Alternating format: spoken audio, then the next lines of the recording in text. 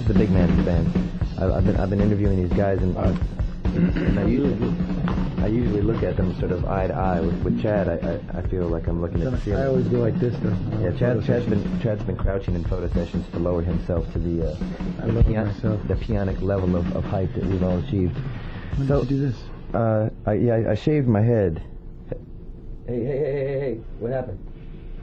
We just lost all. Oh, there you go, Jay. You didn't do that. The feel, babe. You didn't do that to Steve Miller, did you? Twice. You did that to Steve Miller? You did? Of course. Aye. I don't think so.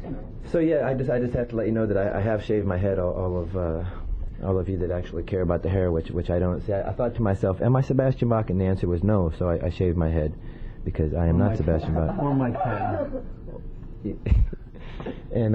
But it's actually a beautiful cut because now I've got these braids on the side. I actually look kind of Hasidic or something. I think you look. It's kind of a tribal thing. Yeah, Indian feel. Yeah. I'm the only one that really liked it, though. I know that. Those other guys gave you shit. I know.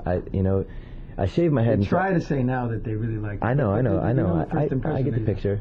I was feeling kind of insecure because I shaved my head for this movie, and my two best friends walk in, Flea and John, and Flea goes, "Oh my God, that looks ridiculous," and John says, "You look like a Martian," and I started to cry, and then Chad walked into the room and he said, "Wow, man, that looks cool. That looks really nice." I like it. And so you felt a little better. I felt a little better.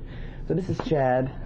Chad. Hi out there in fan club land, right? Is that what this is for? This is for the fan club land. But mind you, some of our fans, unlike the fans for, say,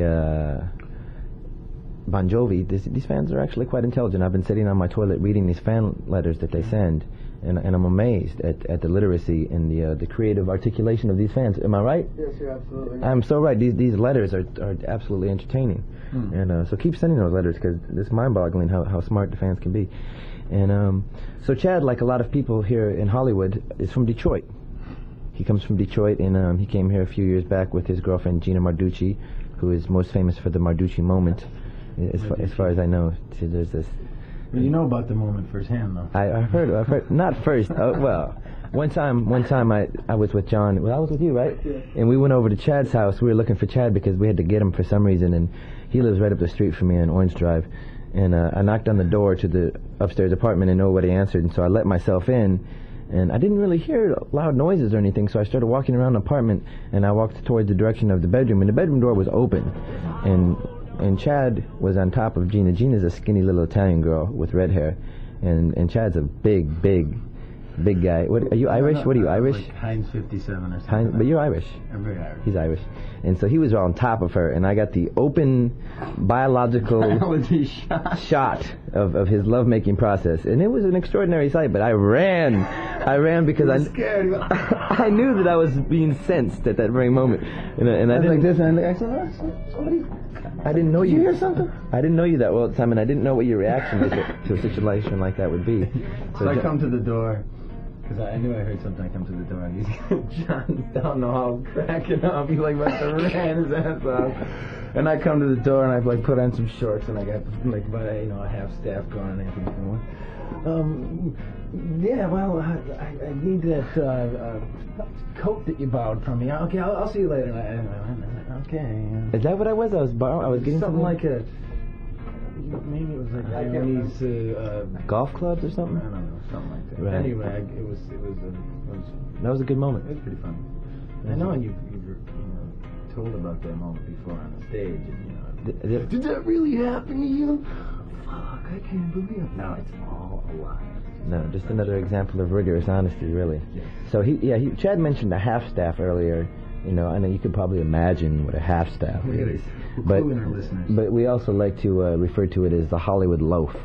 Just if you're looking for a new word in your vocabulary to describe what is commonly known as a half staff, you might refer to it as a Hollywood loaf.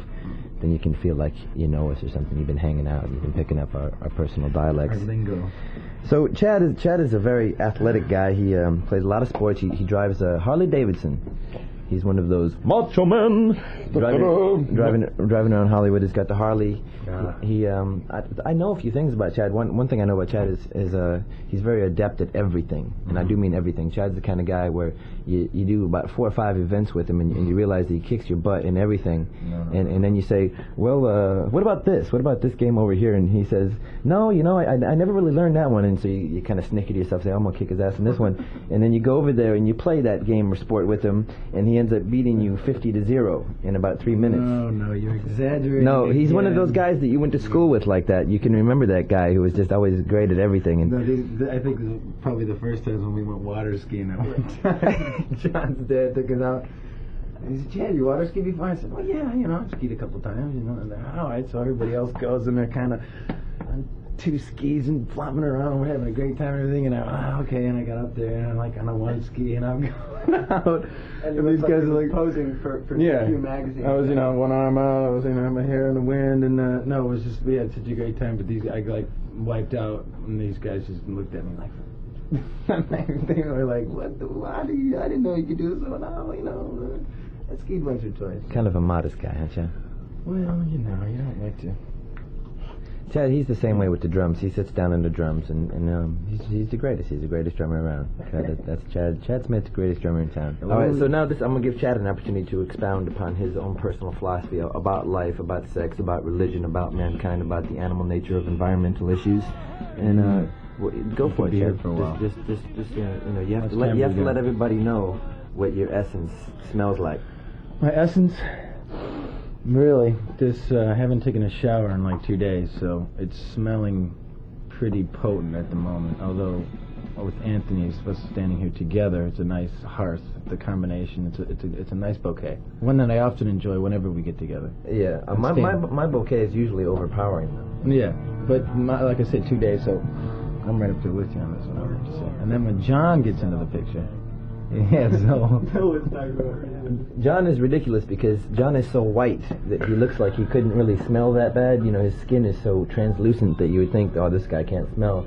But then he tricks you because he'll give you a fresh shave without even shaving. When he gets next to you, your whiskers just kind of fall off your face.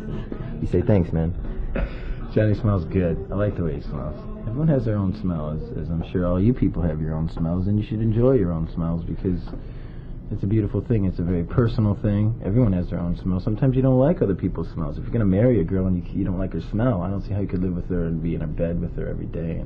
Oh, you have to enjoy somebody's smell. Yeah. You really do. That's a good point. That's a good point. Yeah. But, Jay, how's your smell? Beautiful. Are you married? Yes. Do you like your wife's smell? Of course. You do, huh? Yeah. And you could, like, if you were 1,000 miles away and you smelled that smell, you might even get a Hollywood love, huh, Jay? You never know. That's right. I'm serious about that. Because smells are powerful. I mean, smells can evoke the deepest of forgotten memories. Childhood memories can be evoked out of nowhere from a single smell. I was just telling someone yesterday those are the only smells I like. It's memory smells. Yes. Sense memory. Which I don't even know if they're really smells. You just get it for like 1 second. No, that's smell-activated memory right there. Amazing. Yep. The senses are stimulated.